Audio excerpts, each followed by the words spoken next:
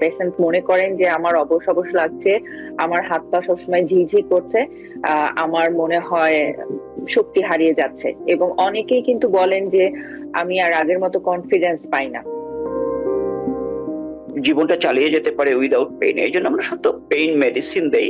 তারপরে দেখি যে তার যদি ঘুমের অসুবিধা হয় অথবা ডিপ্রেশন আছে, তখন আমরা অনেক সময় অ্যান্টি ডিপ্রেসেন্ট মেডিকেশন আমরা রিকমেন্ড করি।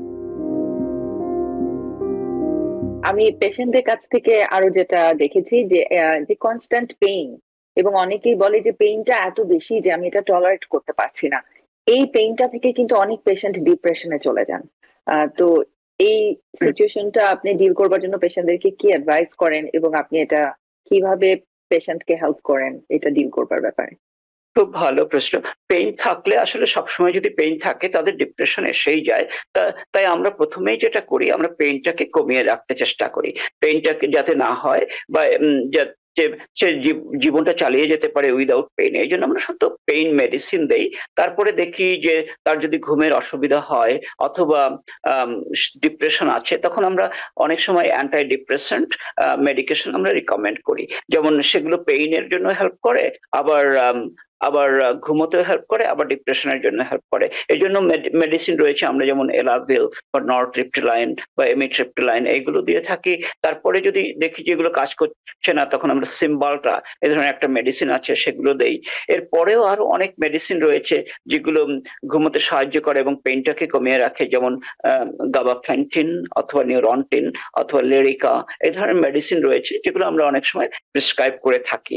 এবং দেখি আমাদের তো অনেক পেশেন্ট রয়েছে, বেশিরভাগ পেশেন্ট 90% পেশেন্ট বেশ ভালো উপকার পায় এবং তারা জীবনটাকে চালিয়ে নিয়ে যেতে পারে খুব ভালোভাবে। আর ওই যে 10% রয়েছে, 5%, 10%, তাদের তো খারাপ, একটু অবস্থাটা খারাপ থাকে, তাদের আমাদের নিউরোসার্জনের কাছে পাঠাতে হয়। আর ওই 90% বেশ ভালোই চলে যায় তাদের জীবন। প্রথমে কিছুদিন পেইন হয়, 1 বছর 1.5 বছর, তারপরে দেখা যায় আস্তে আস্তে তারা ভালো হয়ে যায়, মানে ঠিক হয়ে যায়। ধন্যবাদ।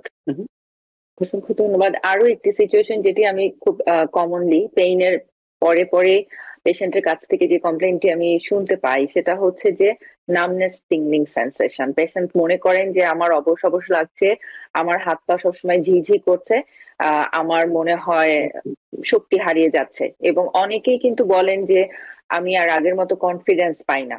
আমি যে কাজগুলো করতাম রেগুলার বেসিসে আমার হাত পা ব্যবহার করে, সেই কাজগুলো করবার ক্ষেত্রে আমি আগের মতো আর কনফিডেন্স পাই না। এবং অনেকেই এ ধরনের একটি স্ট্রেস ডিল করেন যে গ্র্যাজুয়ালি তিনি হয়তোবা প্যারালাইসিস হয়ে যাবেন। তো তার প্যারালাইসিস হয়ে যেতে পারে কিনা, সেক্ষেত্রে তার কি করণীয়? আমাকে অনেকেই ফোন করেছেন এবং রীতিমতো কান্না করছেন, আসলে ভয় পাচ্ছেন। তো আপনার কাছে বলবো যে আপনি যদি এই বিষয়ে একটু বিস্তারিত বলেন, আমাদের পেশেন্টরা যেন ভরসা খুঁজে পায় এবং প্রপার ট্রিটমেন্টের জন্য তারা উদ্যোগ নিতে পারেন। খুব ভালো প্রশ্ন। যে ব্যাপারটা হলো, যদি স্পাইনাল স্টেনোসিস থেকে, বিশেষ করে সার্ভিক্যাল স্পাইনাল স্টেনোসিস থেকে নামনেস হয় বা ঝিঝি ধরে, তখন এটা বেশ সিরিয়াস ব্যাপার।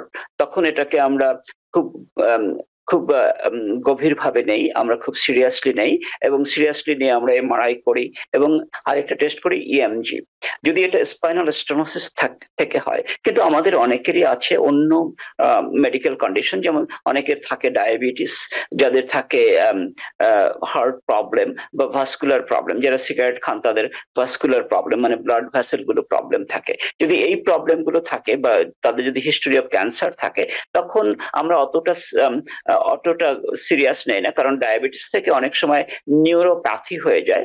নিউরোপ্যাথি হয়ে গেলে টিংলিং, নামনেস আমরা ফিল করতে পারি, দুর্বল লাগে, তখন সেইটা বেশি সিরিয়াস ব্যাপার, কিন্তু অতটা সিরিয়াস না। কিন্তু যদি স্পাইনাল স্টেনোসিস থেকে নামনেস, টিংলিং হয়, তখন এটা খুবই সিরিয়াস ব্যাপার, এটাকে আমরা খুব সিরিয়াসলি নেই। কিন্তু আমরা আরো যখন আমরা হিস্টোরি নেই, আমরা জিজ্ঞেস করি আপনার কি ডায়াবেটিস রয়েছে, আপনার কি অন্য কোনো নার্ভ ড্যামেজ রয়েছে বা অন্য কোনো রোগ রয়েছে, ক্যান্সার হয়েছিল, যদি আমরা শুনে নেই যে তাদের হয়েছে, তখন আমরা মনে করি যে ডায়াবেটিস থেকে হয়তোবা এই টিংলিং, নামনেস হচ্ছে, কারণ তার নিউরোপ্যাথি হতে পারে।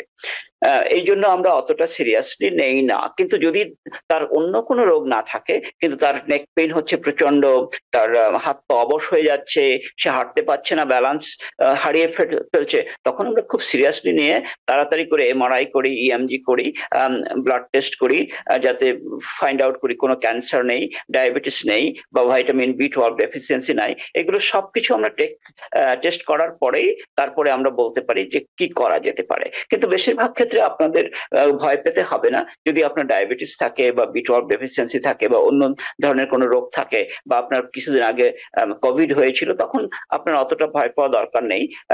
কিন্তু যদি এগুলো না থাকে এবং খুব বেশি নেক পেইন থাকে, খুব বেশি ব্যাক পেইন থাকে, তাহলে আপনার সিরিয়াস হতে হবে। নিউ ইয়র্ক থেকে সম্প্রচারিত TVN 24 টেলিভিশন, বিশ্বজুড়ে বাঙালির কণ্ঠস্বর।